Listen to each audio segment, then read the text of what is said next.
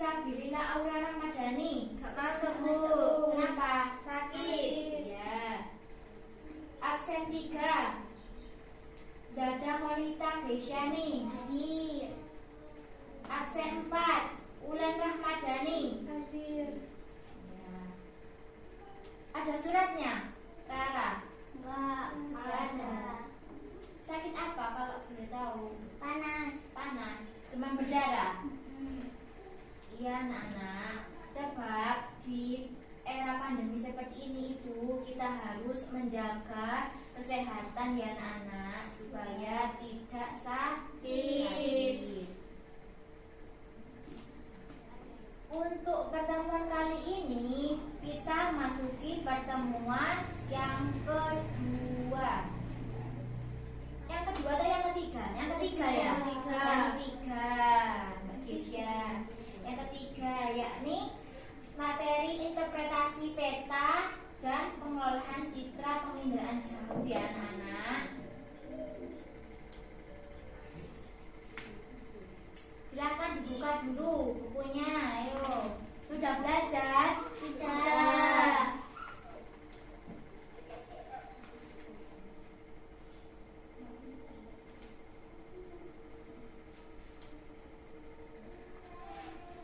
Kegiatan pembelajaran kali ini Ibu menggunakan metode ceramah ya anak-anak. Oke? Oke. Siap? Ya. Baiklah. Di sini sudah belajar anak-anak? Ya. Sudah. Sekarang Ibu tes ya anak-anak ya. Kalau sudah belajar semua. Apa yang dimaksud dengan peta? Ulan Ramadhani. Peta adalah gambaran permukaan bumi sehingga kita bisa melihat dengan mudah dan efisien. Kurang jelas. Apa? Yang keras.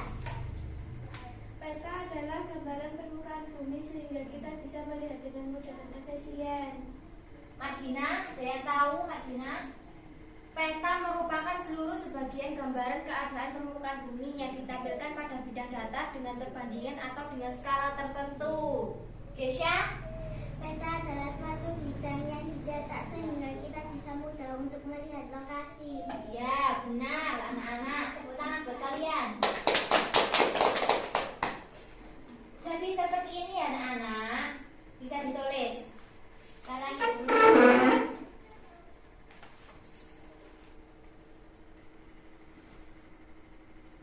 Peta adalah gambaran permukaan bumi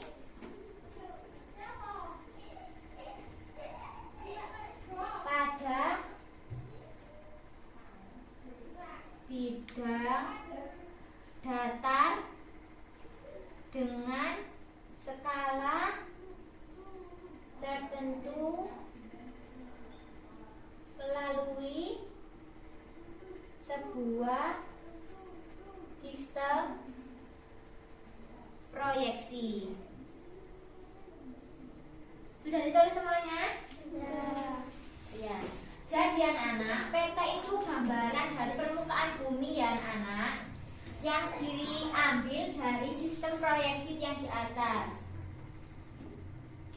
Sudah paham? Sudah. Ya. Ada yang bawa atlas? Aku. Ya, silakan dibuka atlasnya.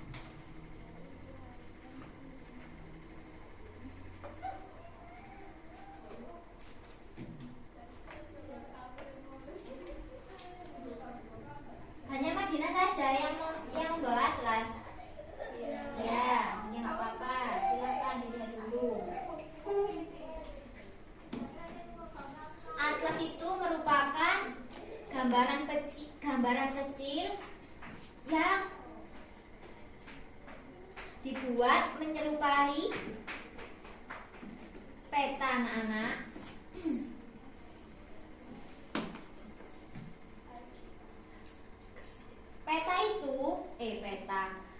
Di peta itu apa itu namanya?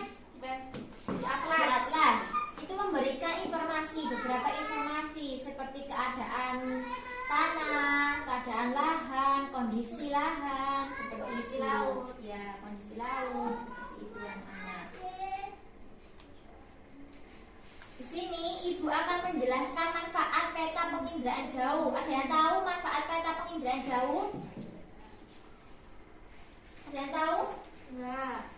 Ya, ibu dikte ya anak-anak, manfaat peta penginderaan jauh. Silakan ditulis.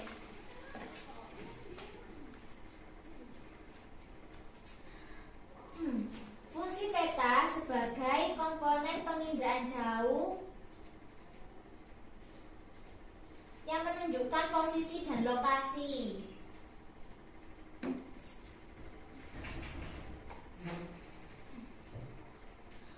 Yang berfungsi untuk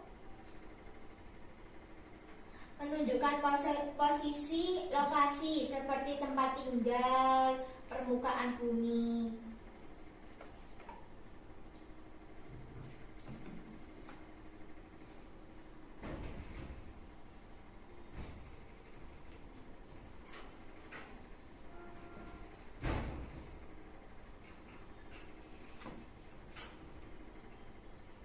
Di permukaan bumi anak-anak, kita bisa mengetahui lokasi manakah yang strategis, lokasi manakah yang relatif untuk dengan mudah kita jangkau. Nah, dengan membaca peta, kita bisa mengetahui anak-anak antara jarak kota A ke kota B, bisa mengetahui jarak Surabaya ke Tuban, jarak kota Gresik ke Surabaya, Gresik ke Jombang gitu. Siapa yang pernah melihat peta dengan menggunakan Google Map? Siapa tahu? Bisa, ya. Dengan Google Map kan lebih mudah ya, seperti kayak Gojek. Kalau nggak tahu rumahnya Mbak Ulan, bisa mengetahui menggunakan Google Map seperti itu anak-anak. Kemudian selanjutnya, memberikan gambaran permukaan bumi. Sebagai salah satu komponen penginderaan jauh yang penting, peta memberikan gambaran mengenai bentuk-bentuk yang di permukaan bumi anak-anak, misalnya bentuk lautan atau bentuk pegunungan. Nah, bisa dilihat menggunakan atlas, ya kan? Bisa mengetahui kan?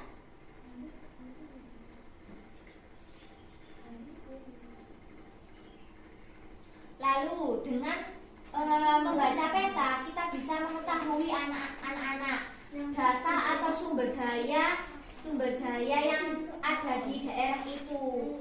Contohnya ya, kayak Kalimantan, apa sumber daya alamnya? Emas, perak, seperti itu. Kalau di Jawa Timur biasanya banyak perkebunan. Nah, rata-rata di Jawa Timur itu banyak yang berpotensi sebagai petani, pekebun, seperti itu. Dengan peta, kita bisa mengetahui anak-anak ukuran dan jarak luas itu tadi. Seperti yang tadi Ibu jelaskan, kalau antara jarak ke Cermi berapa kilometer, terus Gresik ke Surabaya berapa kilometer. Dengan peta kita bisa mengetahui ancang-ancang gitu anak-anak, berapa hari kita ke daerah itu. Jadi kita bisa mengefisienkan waktu. Udah paham? Ya.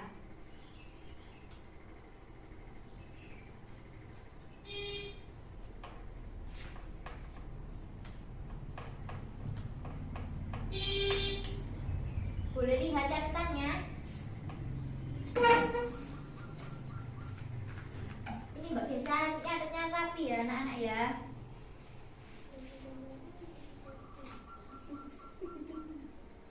Siapa yang tahu cara kerja peta? Mungkin Mbak Gesya, cara kerja peta.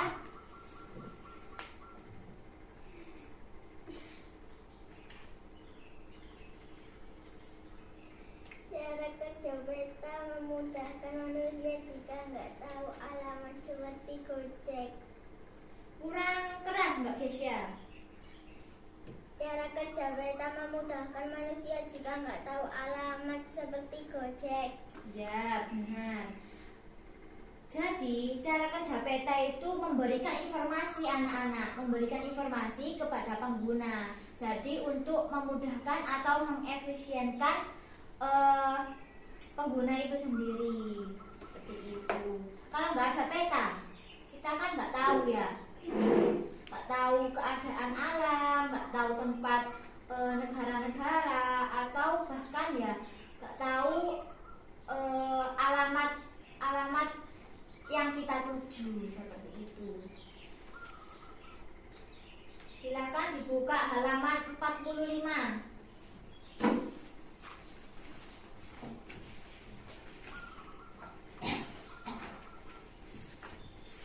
Silakan dibuka halaman 45. Nah, ini juga menjelaskan tentang cara kerja peta. Siapa yang tahu lagi cara kerja peta? Aku. Ya, silahkan. Cara kerja peta memberi gambaran informasi mengenai hal yang ingin diketahui seperti lokasi tempat yang dituju. Oh ya, benar. Jawaban Gesya dengan Madina itu sangat berpengaruh, sangat berhubungan.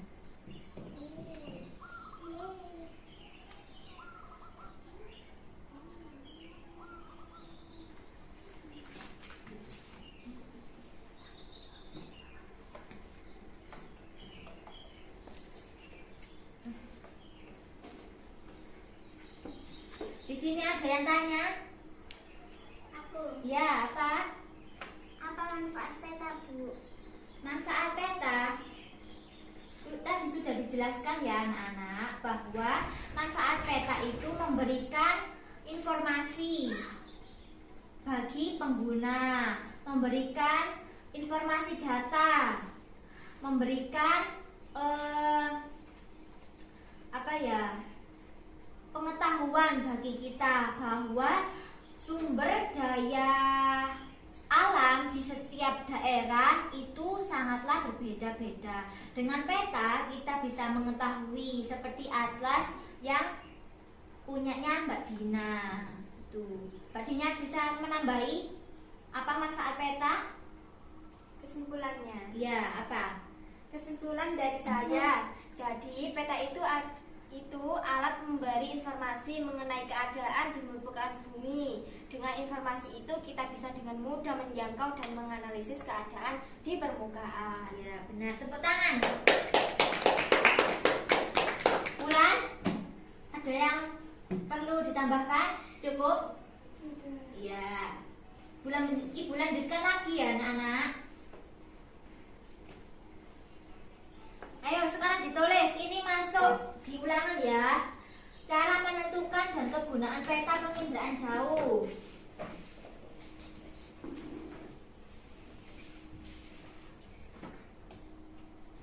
Yang pertama, menunjukkan posisi,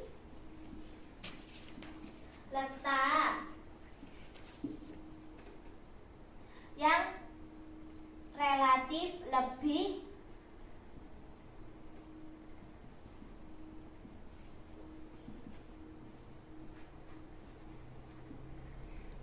mudah. Lalu memperlihatkan bentuk permukaan bumi.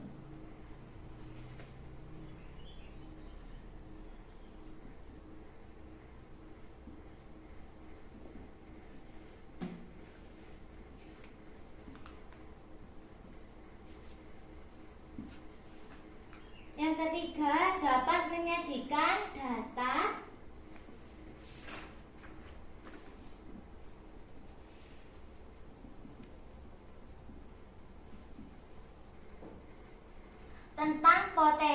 tentang potensi suatu daerah.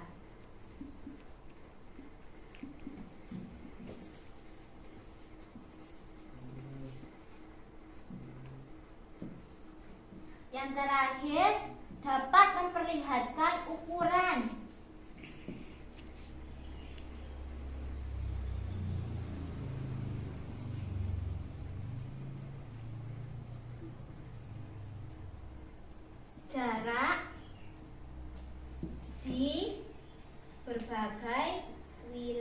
ya, atau tempat. Ini jelas tulisannya Ibu? Jelas. Ya.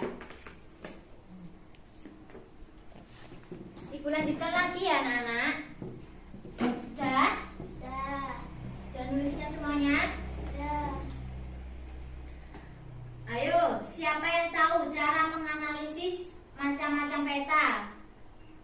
Gak tahu? Ya. Ibu jelaskan ya anak-anak.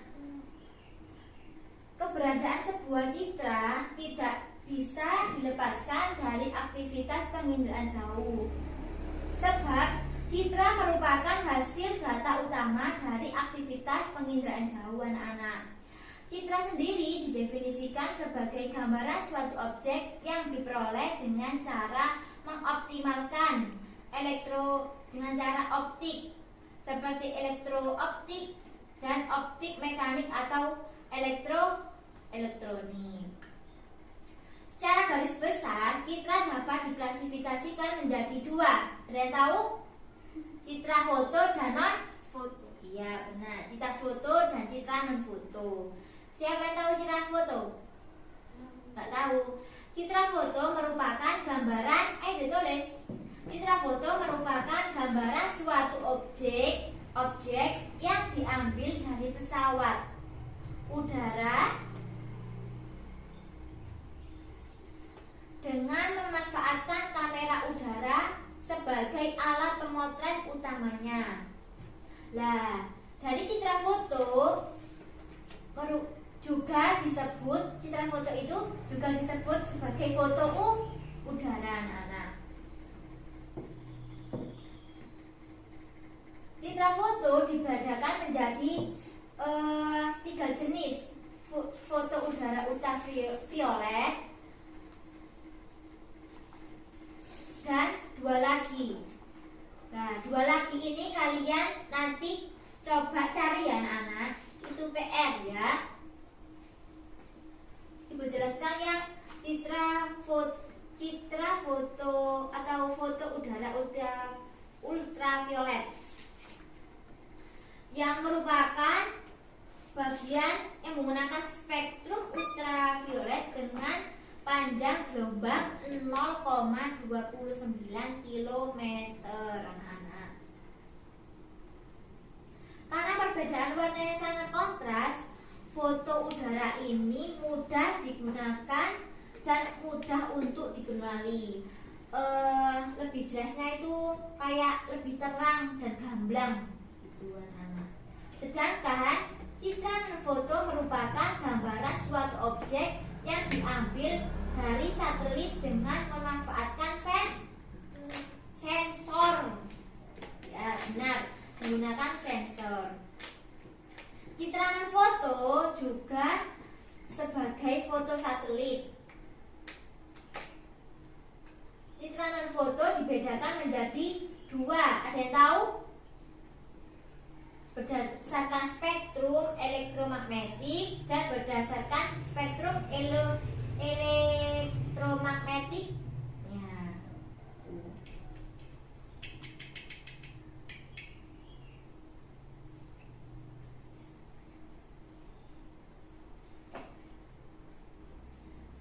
Untuk mengetahui cara kerja penggunaan peta, kita harus tahu dan harus bisa membaca peta. Ayo dilihat peta atau dilihat buku atlasnya.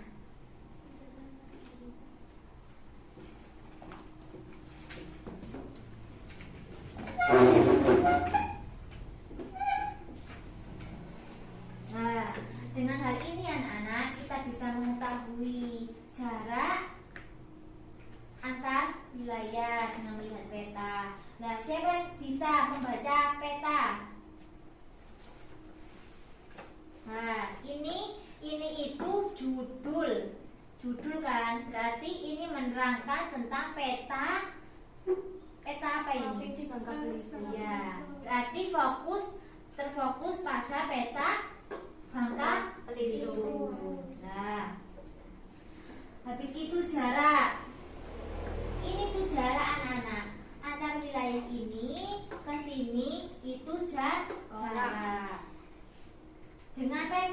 bisa mengetahui antara jarak mana ini? Siapa yang bisa membaca ini? Lubuk Besar Dengan Tobo Ali. Tobo Ali itu sangatlah jauh bila dibandingkan dengan Cipeta.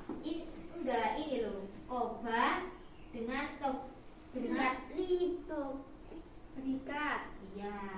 Lebih dekat mana? Koba sama Tobo Ali. Kobar. Iya, benar.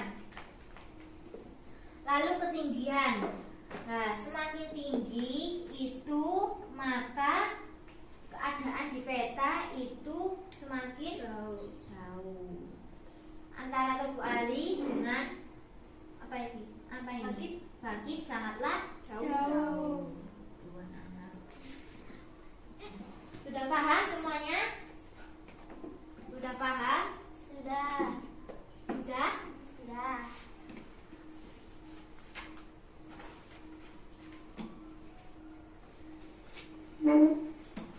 Siapa yang bisa membuat kesimpulan pada pembelajaran kali ini? Yuk. Yuk, siapa? Catatannya dibuka, kesimpulannya gimana? Kesimpulannya, Ya. peta itu alat memberi informasi mengenai keadaan di permukaan bumi. Dengan informasi itu, kita bisa dengan mudah menjangkau dan menganalisis keadaan di permukaan. Benar. Dengan peta kita bisa mengetahui anak-anak informasi, terus memberikan pengetahuan, menganalisis gitu. Cukup ya anak-anak untuk pertemuan berikutnya. Pertemuan hari apa? Kamis. Hari Kamis. Tepuk tangan buat Mbak Dina. Ibu tutup ya anak-anak. Wassalamualaikum warahmatullahi wabarakatuh.